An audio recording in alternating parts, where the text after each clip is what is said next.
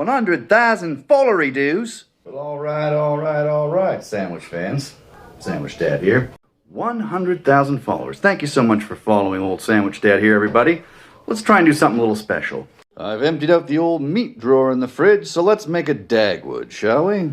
We'll start with 4 slices of bread, lightly toast for structural integrity, and we'll use some roast beef, turkey breast, ham, bacon, and some salami. Some no-name plastic shiz, marble 100% real shiz, that's a tomato, some shredded lettuce. The missus told me I had to buy blue menu mayonnaise, and some Dijon.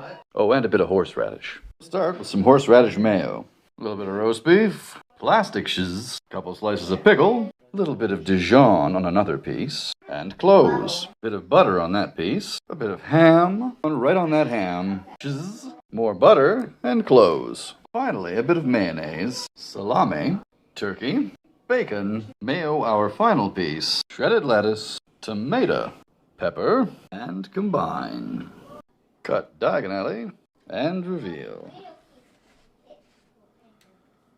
A thing of beauty. Add a couple of safety toothpicks with olive periscopes, of course.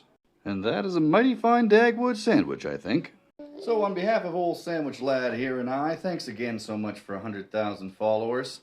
Let us know what you think we should do next. Should I redo the encyclopedia of sandwiches? Should I focus more on hot dogs? I don't know. You let me know in the comments. This is Dad and Lad, once again saying, good day. Bonus content. Proper technique for a large sandwich is the 2-bite vertical method. That way, you still get everything in a mouthful. So long.